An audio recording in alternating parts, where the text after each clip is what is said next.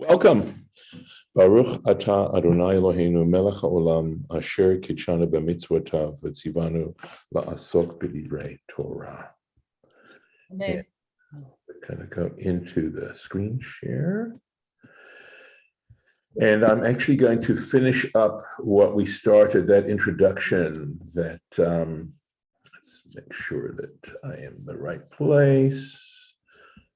Okay, have to go back quite a bit to find that introduction. Just all the territory we've actually covered, believe it or not. And of course, my feeling is that there's some deep stuff going on here that's elusive. Not that it's just, as I said, this may be some of the most arcane material that we actually do. So here he's talking, remember he was talking about the four ways in which the Tazra'at on the skin can appear, right? Four different levels of whiteness. And he goes on with this at this point.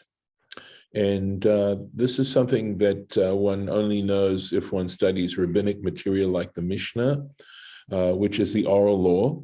And so basically what the Mishnah does is it tries to apply what is more theoretical in what we're reading ourselves at this point, you know, so that it becomes a reality. It's like the difference, I like to say, between mathematics and applied mathematics. It's a different kind of discipline. And the oral law is this deep desire to actually put into practice what we read in the Torah. So that's sort of a good dynamic, I think, to be conscious of, and how countercultural that really is. And frankly, it's always been countercultural. And in fact, Abraham is sometimes, that is our patriarch, Abraham is known as Avraham HaIvri, right? Which could be translated as Abraham the Hebrew. But the word la'avor means to cross over.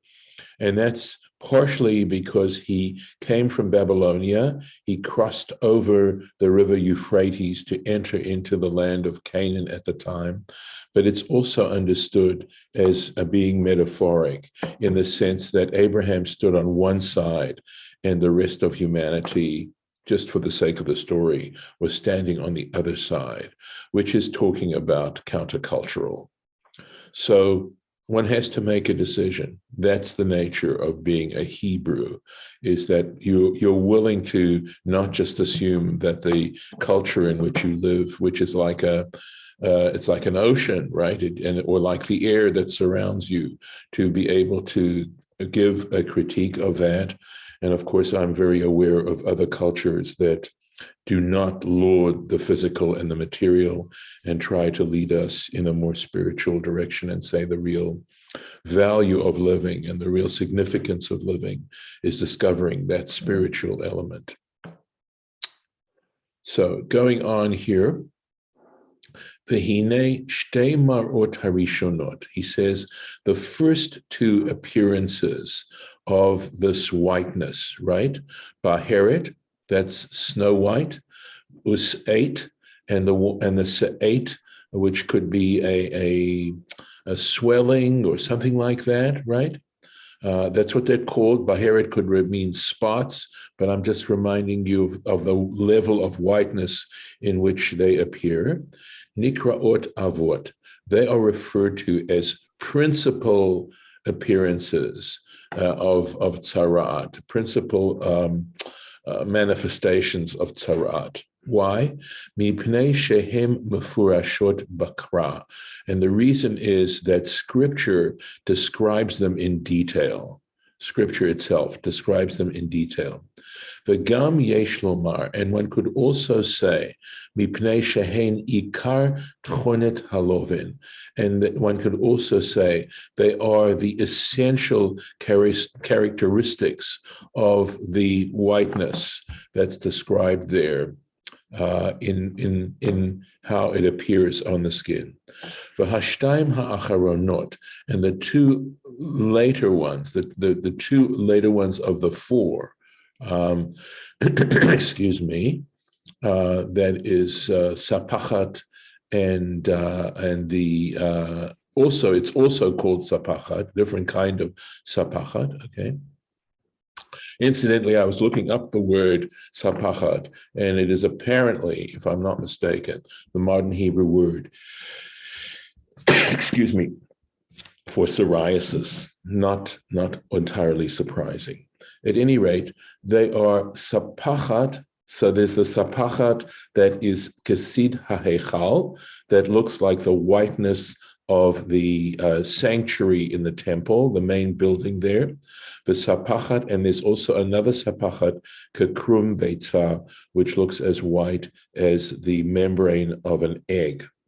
Okay, so interesting. So I was looking again at the root of the word sapachat, and we have, in fact, in talking about the Shemitah year, I believe we talk about sviach, right? Shoots of a plant, the offshoots that a plant can take. So that's another reason why it could be referred to as a sapachat, right? Because it's an offshoot of the principal manifestations of Tazra'at. Nikraim toldot, they're called, literally it means generations, right? But secondary, derivative. I think derivative would be perfect, right? They're called derivative. Mipnei shebaot midrasha. And the reason is because they come from exploring and expounding on the text itself. Ulevin notan, and their whiteness. Eino ikar, this is not the essential tchunat haloven, is not the characteristic of the whiteness of this Tazra'at.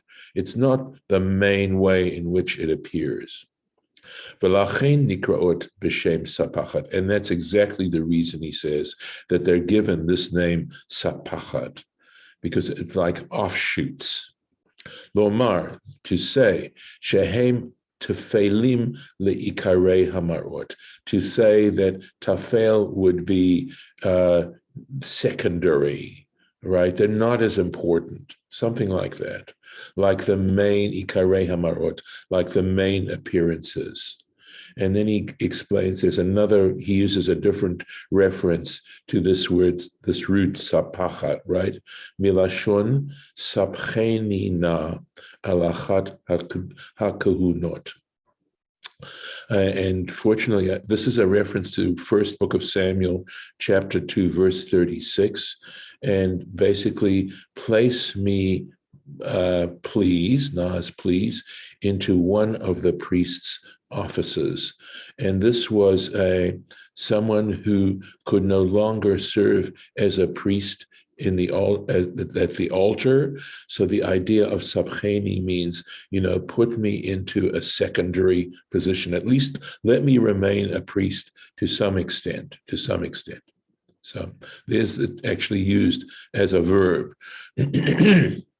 Ula asher kilovin habaheret, and because the whiteness of a baheret, yoter levena, is whiter, right, is purer white, milovin haseit, from the whiteness of a seit, velovin sid ha'echa, and the whiteness of the plaster of the sanctuary, yoter levena, is still whiter, miloven krum beitza, it still looks whiter than the membrane of an egg. Lachen heve loven sid ha'echa, for that reason, the whiteness of the sid ha'echa, the comparison they're making to the plaster of the sanctuary, toldatot shel baheret. That's the reason why that particular sapachat is likened to, it's a derivative of the baheret. The baheret, remember, is one of the principal categories. The loven krom beitza toldatot shel seit, and the whiteness described by the membrane of an egg is derivative of the seit. So in terms of the principal categories, the baheret is the whitest of the biblical forms of Tazra'at, and a sate is not quite as white, and so each one has their derivative categories that are similar to them. V'zehu sheshaninu reish masechet negaim, and this is what we learned at the beginning of the tractate called Negaim. Negaim, I've been translating a nega as a wound, but it's referring specifically here to the wound of leprosy. And there's an entire tractate. So if you're enjoying what we're doing now, if it isn't yucky enough for you, you can get your total fill on this particular subject in this particular tractate, Negaim. Mar'ut Negaim, this is the quotation from the Mishnah there in Negaim. Mar'ut Negaim Shtaim Shehein Arba. It says, the way they put it is that the appearances of Negaim are two which are four. Baheret vetoldota, specifically the Baheret and its derivative, which is the one that looks like the plaster of the sanctuary. Seit, the seit is the second principal category, vetoldota and its derivative, which would be krom beitza, the membrane of an egg. And we've actually gotten through this particular section of Torah Temimah, introducing some basic ideas in terms of diagnosing Tazra'at, what Tazra'at is about. So at this point, I'm going to go on now with where we are. So. I do want to say one thing. Sure. The membrane of an egg also is translucent. Yes, so it doesn't look quite as white. But also there's a quality of translucency, not just the whiteness. Yeah. Yeah.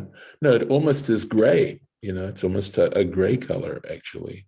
So, all right. Interesting. Yes. Yeah. I mean, it's a subject. It's a subject.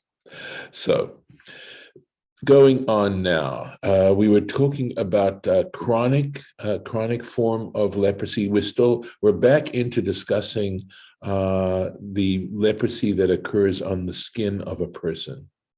Okay.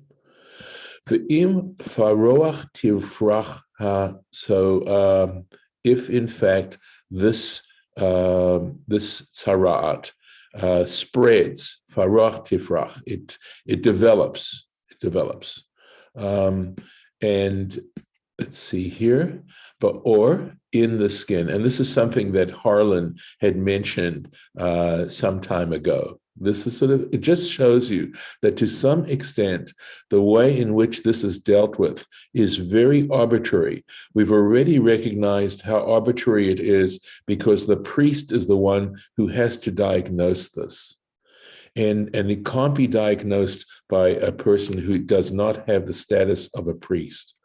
So I would say that fact alone, which sounds very arbitrary, I think connects it somehow to a spiritual category.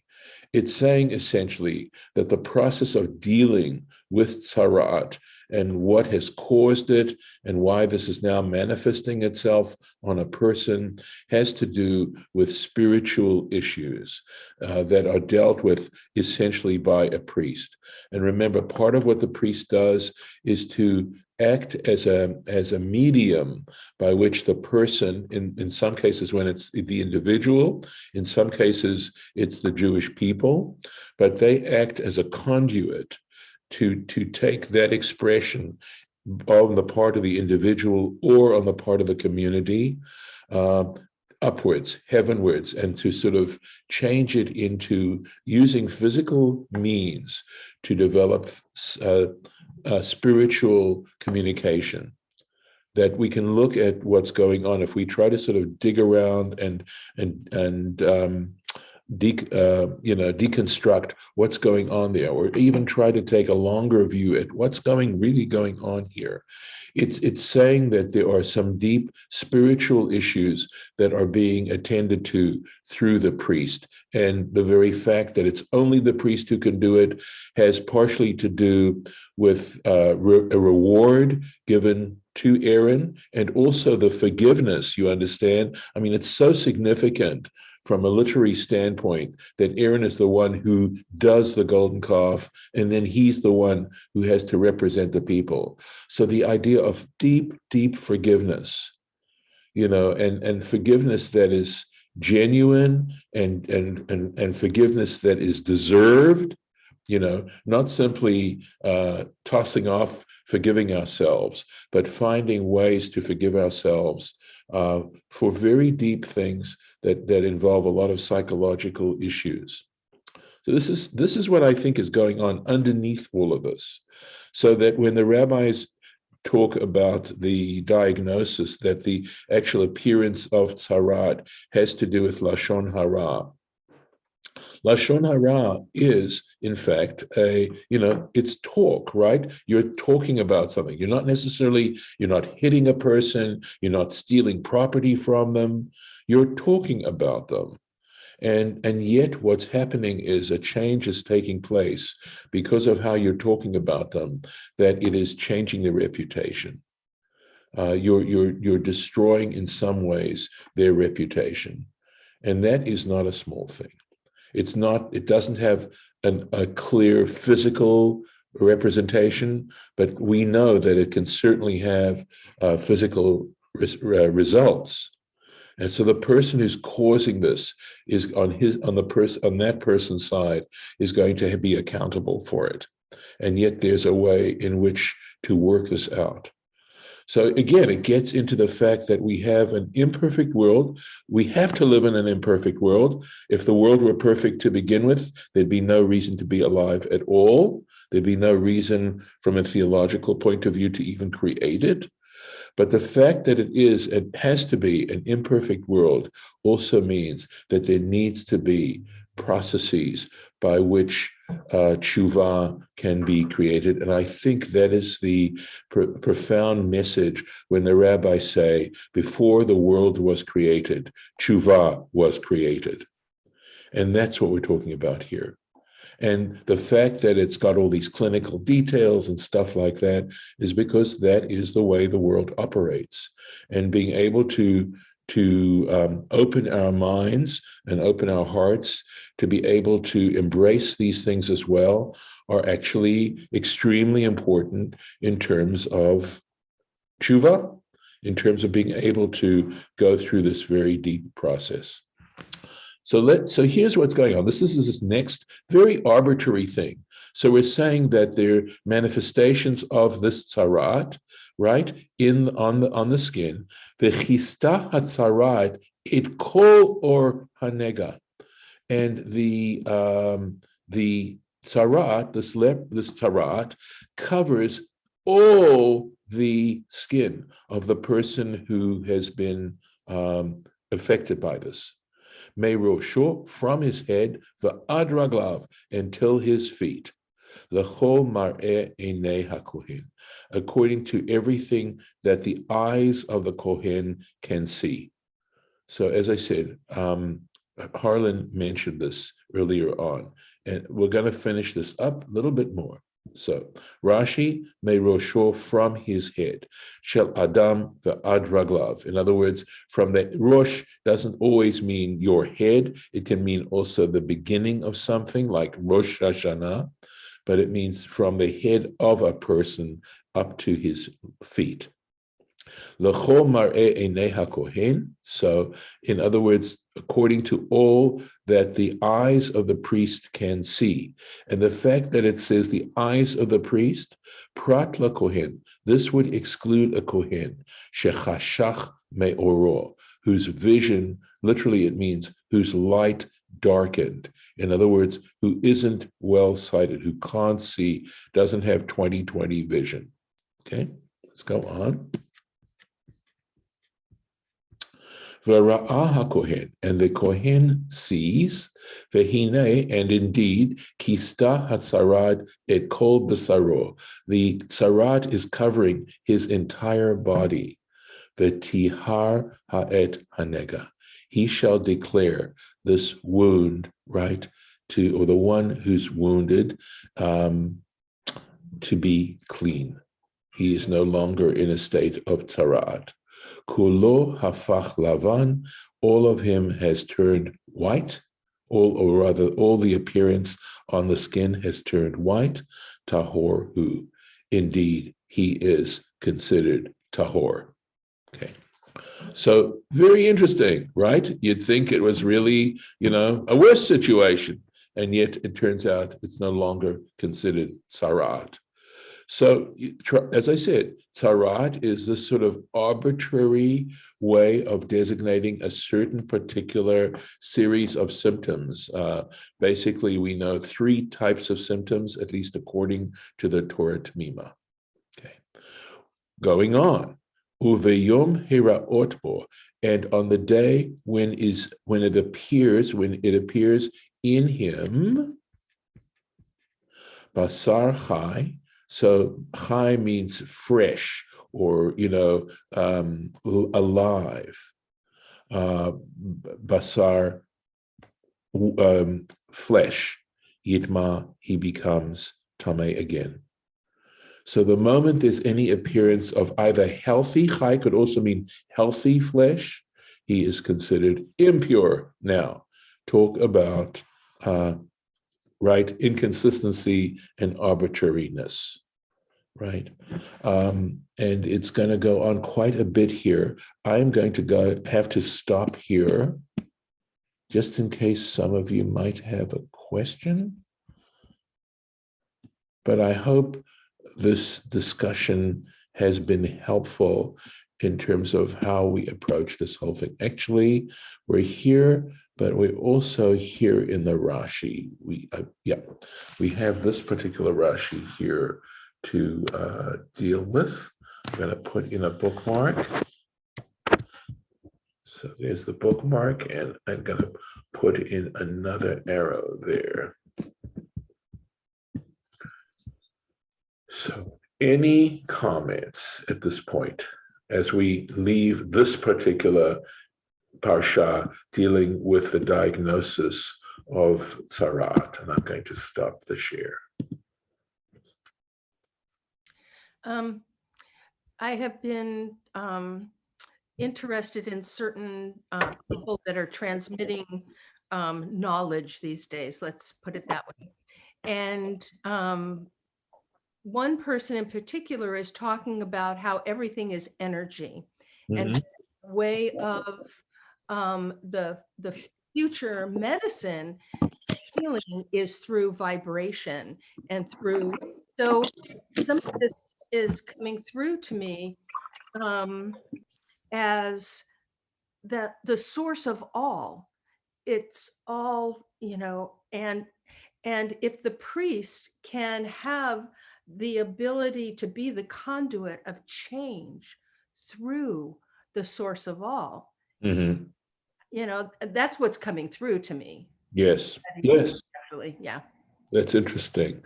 Yeah. When you talk about energy, though, I also, I try to think through what exactly do we mean when we're talking about energy, right? Are we talking about some kind of source of power? Are we talking about something that has essentially some level of dynamism? In other words, at least where I'm at in my level of understanding, to me, energy is difficult to define, just like consciousness. Just to explain energy, to explain consciousness. And I suspect consciousness is a particular manifestation of energy.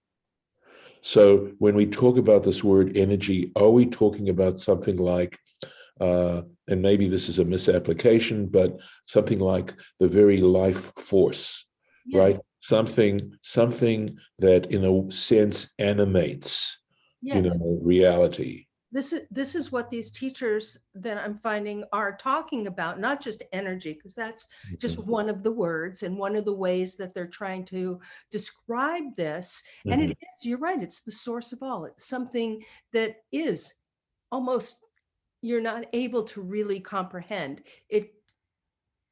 Right. it's I am, right? Yeah, or may the force be with you. Oh, I think that's actually, that was an interesting expression, and in some ways it's a lovely expression. It really is. So, I particularly like it because my birthday's May the 4th, and it has become Star Wars. Funny. It has become Star Wars Day for that reason. And I people love say, it. "Oh, I love glad it. to be with you." Yeah, I got T-shirts for me and for my cousin-in-law, whose birthday that is. Mine has a musical staff on it Yes, with right. two whole Fourth. notes, a fourth apart. Of course, of course, of course. Yeah. And of course, Judith, especially applying to you, it's referred to as a perfect fourth.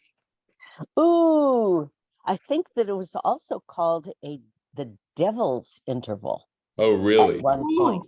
How ironic. Yeah, I thought so. One of the questions I had was when or how long ago was I don't know, Tazra'at and Lashon Hara conflated.